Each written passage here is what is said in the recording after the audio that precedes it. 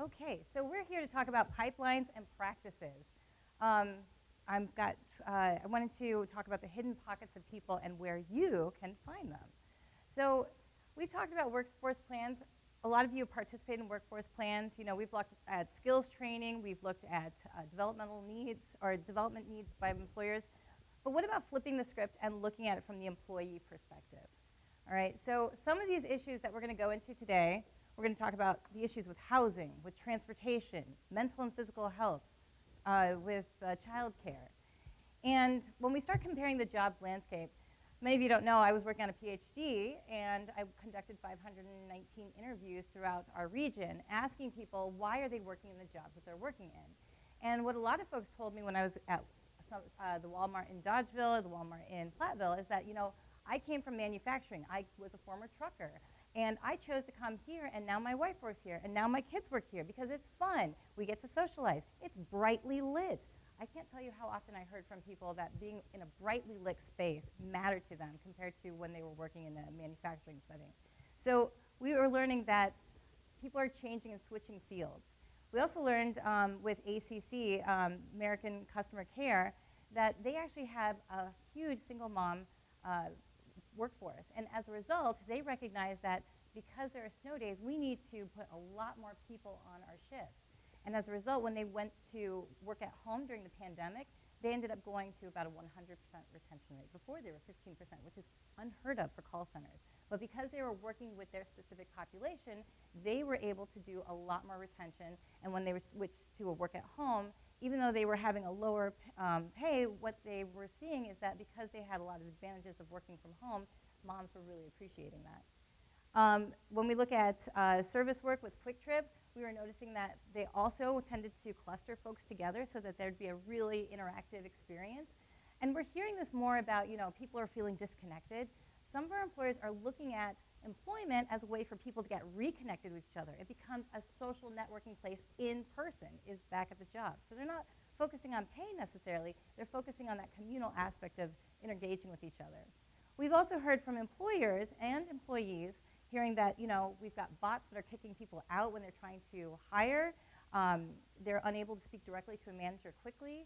They may be having to fill out an application as well as a resume. They're looking for job support and social support. They're looking at company culture. Does it reflect their values? So there are all these different aspects that they're looking at when they're choosing a company.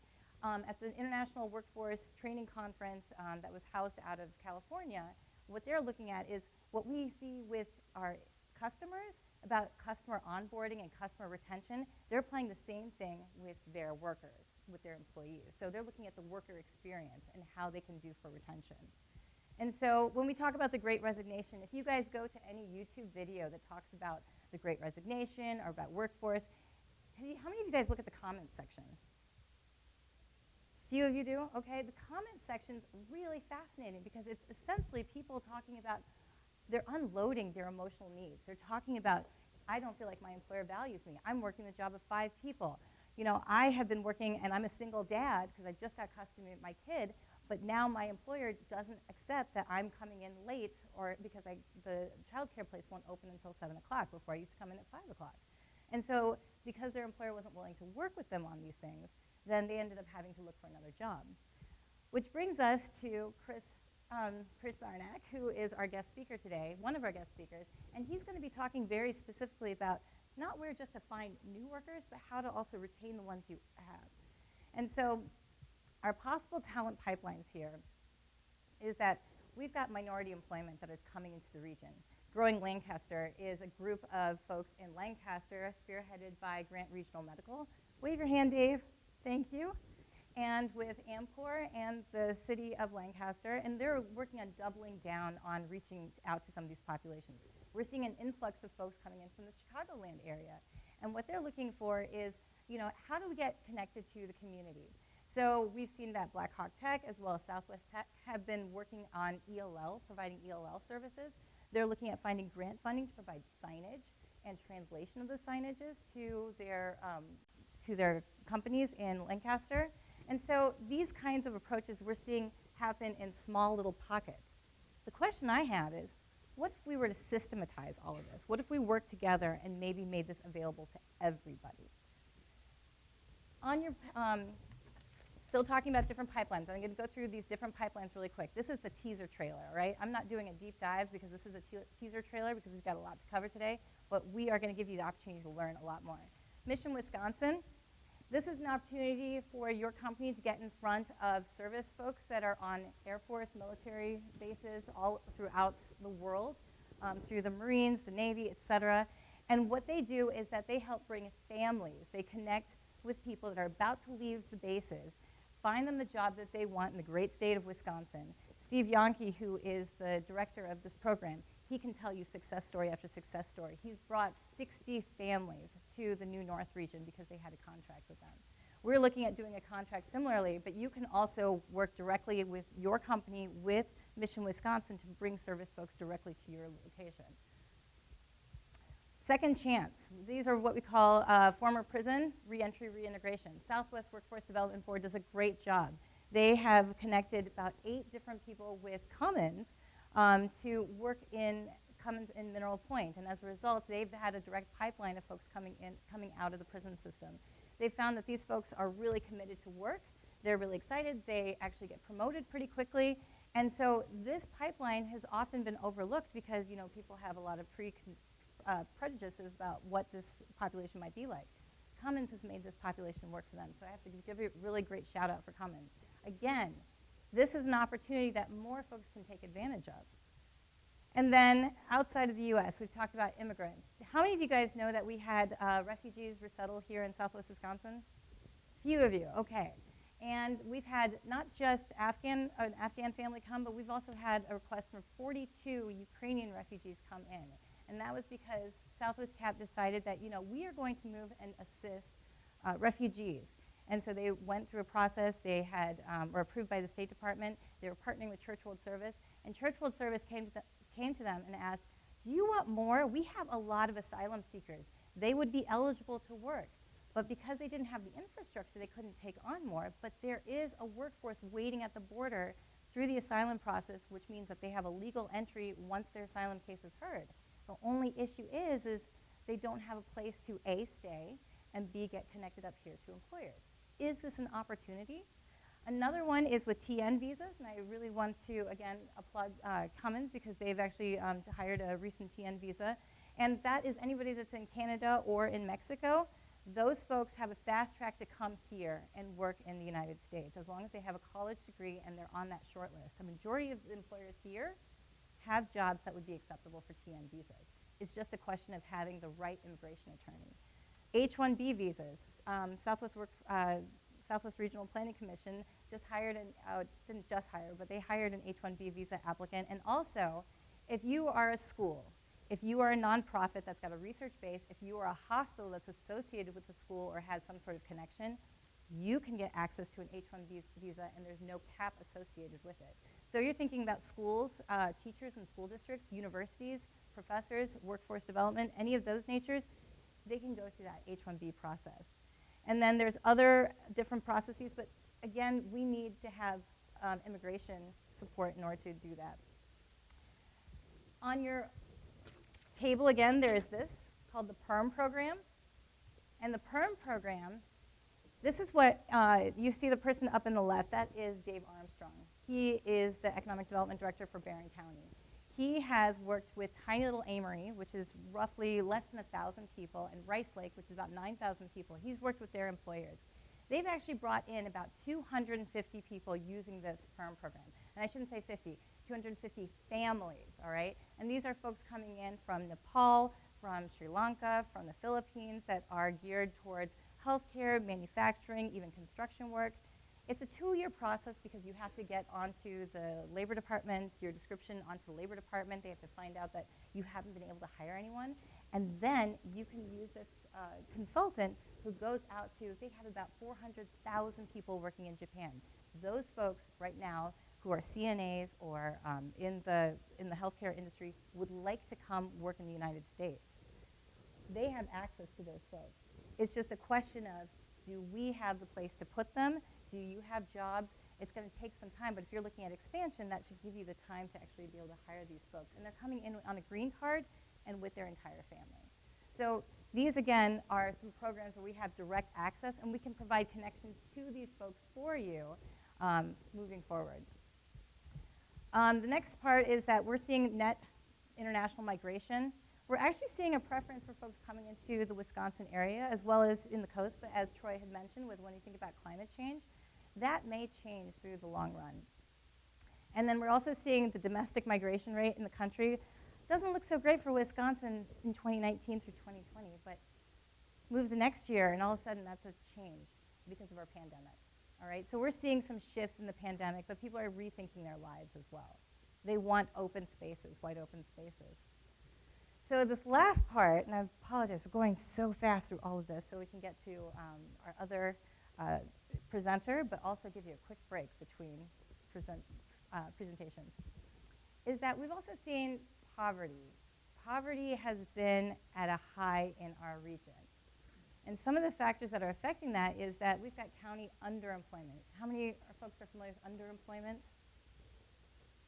Few of you, okay. So underemployment is when you're working 1 or 2 jobs or 3 jobs, but you're not fully committed in the job that you have, receiving the benefits that you are. You're not fully engaged in the type of employment because you've got other barriers affecting why you can't do full-time employment. And we see a lot of this even with single mother households. You know, you can see that in Richland and Crawford and Iowa County. We're also seeing the same effect in working age men, all right? You guys heard of the term deaths of despair? Yep. We're seeing that with white working age men, white men, and we're seeing that in terms of, you know, physical health. Folks are taking drugs. There's repeated disappointments. We're seeing folks stay at home because they realize there's no child care, so they'll let the wife be the breadwinner, and they'll stay at home with the kiddos. All right, so this is affecting them. And then mental health, one of the top issues. The Minnesota Manufacturing Council named mental health as their #1 issue in manufacturing. Mental health among working age men. And so when we think about what we think we know about what people need, mental health is actually at the top of that. And we're looking at Southwest Cap's program where they're looking to do more expansion, more planning. They've been working with farmers, but they're looking at working with all types of folks and in working with employers to maybe start addressing some of these issues. And then employers, we're seeing issues with childcare. Lots of issues with childcare. You know, Richland County has got 7 children and only 1 open childcare slot. So there's 7 times many kids as there are childcare slots. And so what they decided to do, because they made that as their center of their #1 workforce development issue, is that they wanted to really double down on childcare. So Jason and Clint, hands up, do your beauty waves. Yes, well done. They worked with WDC, and we went through a community development investment grant, and we took an old school with the leadership of Pastor Dan Lewig, and they turned it into a senior center and also a birth to 4K child care facility. And as a result of this, they were able to open up 50 slots, and those 50 slots are enabling 5 different employers in the region to be able to help. And we were able to make this value proposition because we could see where the employment was, and even though this is located in a rural burg, we looked at the commuting patterns associated with it. And even we know that people are willing to drive for childcare, and especially for good quality childcare, even this is in a rural area, because it was on the major thoroughfares to other employers, we were able to make that value proposition. So isn't this fun what you can do with maps, guys? Maps, all right? And I want you guys to hold on to this theme. That's why we're map intensive. Have you guys seen the movie Nomadland? Anybody? Ray has. Anybody else? Okay. I forced you, Troy. That's right. Okay, so essentially this is talking about houseless folks, older houseless folks that are coming together, and they're looking for consistent employment. They're doing sugar beets on the side. They're doing Amazon on the side. But again, they're one of the underemployed classes, all right? And they can't seem to find work, all right? So when Chris comes up here to talk about how to get your information in front of folks, here are folks that don't know how to find the information that we could be tapping into. And then when we think about homeless and houseless folks, we're also thinking of single moms, at-risk Kelly Haneke, she works at Southwest Cap. She works into the women's shelters, and she goes there and says, what kind of job do you want? Do you want to start your own business? That's just one person doing that. Again, if we look at this systemically, how can we be creating pipelines and being a little bit more systemic about it? So this one is really cool when we think about housing. And Abby, why don't you come up and explain a little bit about it? So in the city of Darlington, actually prior to myself starting as Lafayette County Economic Development Director, there was a plan in place for farm worker housing. So this project partnered with a few agencies, including led by Southwest Cap, Sinair Solutions, etc. But it took almost 7 years in the making to make this project happen. And what this is providing, you saw the beautiful map that showcased Darlington and their increasing enrollment of Hispanic Latinx students, okay? So what was happening is in Lafayette County, we have a surplus of farms, dairy farms. We also have cheese factories, etc., that are largely employing a Latinx workforce. And that Latinx workforce, everybody knows there seems to be a housing shortage out there. They had no place to live. So these farms came together and identified a huge issue, which was housing their workforce. And with the help of some partner agencies, they were able to finally, we opened up this in 2020, fall of 2022, this farm worker housing. And now we have apartment units, 2 3-bedroom units that are available for these families. So all of this didn't come out of the blue and just being like, oh, we should just build an apartment complex. No, this was actual farms coming together as a collective, telling people that there is an issue. We have these workers. There is rental properties in the city of Darlington that are housing way over what they should be.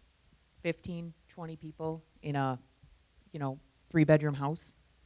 So this was a real issue, and those homes over time, when you have 15 people living in them, they get worse and worse conditions. So this was a much needed, I have been through the facilities, Ela has been through the facilities, many people here have luckily been able to tour them, but this solution has now provided safe, affordable, clean housing to all of these workforce individuals. And the city of Darlington, WIDA with an H, all came together as well to make sure that this happened. We want these individuals here. We want them to be able to have a safe place to live, and we want to show that we care about them being in our community. So this project had, like I said, been 7 years in the making, I think, 7 or 8, and now is come to fruition. There are, you do have to have 51% of your income come from on-farm work or something like that. There's a formula. But we're providing safe, affordable housing for a specific workforce that was an issue that we saw in that community. And to piggyback off of that is that Lancaster is looking at doing something similar for their farm worker housing. And in the city of Platteville, Emmy Roth came forward and said, hey, city, could we buy some land with you and could we develop some housing? And the city at the time was saying, yeah, let's look at that. And so these kinds of partnerships, again, are being like one employer, one community. How do we systematize this so not one entity is sharing that burden? Could we do this collectively and really start doing and planning out larger swaths of these kinds of supports? And I do want to just piggyback on this because we have talked about childcare. We are now adding, hopefully, the application is in progress, a childcare facility as well to this location. So it's just continuing to grow and continue to serve those needs of the community. The next one, we're talking about transportation, and actually, Abby, you can take this one away too. And this will be a nice setup. Oh, it just says transportation. Okay. So another project that we worked on here in Lafayette County was in the village of Belmont. One of the large employers here, Lactalis, had came to me, and we'd been meeting over the years, and they had said, we are having a real issue that when one person's car breaks down, 4 people don't come to work. So a lot of ride sharing was happening. They didn't know always where everyone was living, so we reached out to Southwestern Wisconsin Regional Planning Commission, and Lactalis provided us addresses of their employees, and we mapped it because mapping is cool. So we were able to see where clusters were living. Here, here, here, here. And because of that, we applied for a Department of Workforce Development grant, and were awarded it to start a bus route, van route, whatever you call it, to pick up and ride share. So Southwest Cap, actually their Lyft program, we partnered with them as well, and we started doing pickup in Darlington, Wisconsin, and picked up anywhere from 12 to 15 people in a day. So they're a 3-shift company. The idea was always to expand the program. We were awarded this grant in 2019. I don't know if anyone knows anything about 2020. We weren't supposed to ride share anymore at that point. So unfortunately, we ran this program very successfully for a year with the Department of Workforce Development, with Southwest Cap, and providing rides for individuals. So not only were these individuals who, oh, I'm sick today, I can't drive, still have a way to get to work because we're doing this 3 shifts a day. And we also were able to do a drop-off shift at the same time as a pickup shift because that's how their shifts were able to roll over. So a bus stop for adults.